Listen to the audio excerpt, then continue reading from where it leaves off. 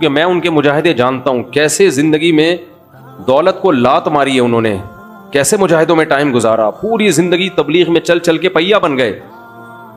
آج ہر دوسرا آدمی یہ لینڈ کروزر میں گھومتے ہیں، یہ بھائی وہ کروڑ پتی خاندان میں پیدا ہوئے ہیں، پھر بھی انہوں نے دولت کمائی نہیں، جو کچھ ملا باپ کی وراثت ہے۔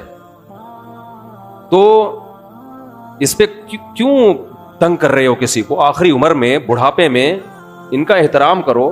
کوئی علمی کسی پہ کوئی اعتراض ہے تو وہ شائستہ انداز میں بیان کر دو۔ اچھا، آج کل سوشل میڈیا پہ کسی کی رائے کے خلاف کوئی بات کرو تو فوراً یہ پیسے لے رہا ہے، یہ ڈالر لے رہا ہے۔ تو یہ بہت آج کل ایک چل رہا ہے کہ کسی پہ کچھ بھی الزام لگا دو، ڈالر خور، ڈالر لیتے ہیں یہ۔ تو گورنمنٹ پہ کسی پہ کوئی الزام لگانے پر پابندی نہیں ہے، آپ لگا دیں پابندی۔ جی الیہم فلنا، ڈالر اتنا امریکہ بھی فالتو نہیں بیٹھا ہوا یا حکومت بھی کہ وہ فری پھوکڑ کے ڈالر بانٹتی رہے بیٹھ کے۔ جب بھی کوئی دلیل سے بات کرے نا، اس کا جواب دلیل سے دیا کرو، پروپیگنڈے کا شکار مت ہو۔ سارے علماء ڈالر خور ہیں، سارے مولانا ہی سرکاری مولانا ہیں، مفتی تقی صاحب بھی، مفتی عبدالرحیم صاحب بھی، فلاں بھی فلاں بھی فلاں بھی، بس یہ دو چار لوگ آئے ہیں دنیا میں جو کمنٹس کر رہے ہیں، یہ ہیں نیک۔ انسان ایک دم نہیں بگڑ جاتا، یہ ذہن میں رکھو۔ جو بگڑے ہوئے ہوتے ہیں وہ شروع سے ہی بگڑے ہوئے ہوتے ہیں۔ نجاشی نے، جعفر طیار نے، جب حضرت ابو سفیان نے ہرقل کے سامنے کہا کہ ہم پیغمبر پر ایمان لائے ہیں، تو ہرقل نے کیا کہا تھا؟ کیا انہوں نے زندگی میں کبھی جھوٹ بولا ہے؟ تو حضرت جعفر طیار نے کہا نہیں۔ تو بادشاہ نے کہا یہ نہیں ہو سکتا کہ کسی نے زندگی پر جھوٹ نہ بولا ہو اور بولنے پر آیا تو اتنا بڑا جھوٹ بول دیا۔ تو یہ جتنے بھی علماء ہیں، یہ زندگیاں ان کی ماضی اٹھا کے دیکھو، کس قدر مجاہدوں میں انہوں نے ٹائم گزارا۔ آپ ان کی موجودہ حالت کو دیکھ رہے ہو۔ مولانا طارق جمیل صاحب پہ مجھے بہت ترس آتا ہے، کیونکہ میں ان کے مجاہدے جانتا ہوں، کیسے زندگی میں دولت کو لات ماری ہے انہوں نے، کیسے مجاہدوں میں ٹائم گزارا، پوری زندگی تبلیغ میں چل چل کے پہیا بن گئے۔ آج ہر دوسرا آدمی یہ لینڈ کروزر میں گھومتے ہیں، یہ بھائی وہ کروڑ پتی خاندان میں پیدا ہوئے ہیں، پھر بھی انہوں نے دولت کمائی نہیں، جو کچھ ملا باپ کی وراثت ہے۔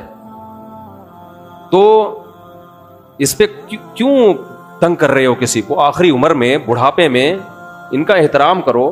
کوئی علمی کسی پہ کوئی اعتراض ہے تو وہ شائستہ انداز میں بیان کر دو۔ کیسی انگلیاں اٹھا رہے ہیں دربار میں جانے والے، کبھی 1 روپے کے لیے کسی سرکاری دربار میں نہیں گئے ہیں، وہ 1 روپے لینے کے لیے بھی نہ کسی سے ملے ہیں۔ جب ملے ان کو تبلیغ کرنے کے لیے ملے، وہ مبلغ ہیں، داعی ہیں۔ اور یہ جتنے لوگ اعتراض کر رہے ہوتے ہیں نا، خود ان کا ذرا سا بھی کام ہونا تو پھر دیکھو یہ کیسے درباری بنتے ہیں۔ یہ تو جس کو باپ سے دولت ملی ہے اس کو بھی چین سے نہیں جینے دیتے۔ باقی کوئی اعتراض ہے کرو، ہاں کچھ یہ ضرور ہے کہ ایسے مشہور لوگوں کو بعض دفعہ کچھ دائیں بائیں لوگ کیش کرا رہے ہوتے ہیں، دائیں بائیں کچھ لوگ ایسے ہوتے ہیں جو ان کے نام کو استعمال کر رہے ہوتے ہیں۔ تو وہ ٹھیک کا مطلب یہ نہیں کہ ان کے دائیں بائیں کوئی بھی ہوگا وہ بھی 100% ٹھیک ہی ہوگا۔ بہت ہم نے بھی اپنے ساتھ دیکھا ہے، ہم تو اتنے بڑے آدمی ہیں نہیں، لیکن ہمارے نام کے منجن لوگ بیچ رہے ہوتے ہیں، ہمارے نام پہ کیا کیا 2 نمبریاں ہو رہی ہوتی ہیں۔ لیکن مولانا کو ہم ذاتی طور پہ جانتے ہیں، سخاوت کا دریا ہے، غریبوں کے لیے، مساکین کے لیے، اخلاق ان کے دیکھو یار، اتنا حوصلہ، اتنی برداشت میرے اندر تو نہیں ہے، صحیح بتا دو۔ عبادت گزار ہیں، تہجد گزار ہیں، تو لیکن طنز دیکھو ہر دوسرا آدمی مالداروں سے ملتے ہیں، غریبوں سے نہیں ملتے۔ تم نے ملتے ہوئے دیکھا ہے ان کو؟ غریبوں سے ملتے ہیں کہ نہیں ملتے؟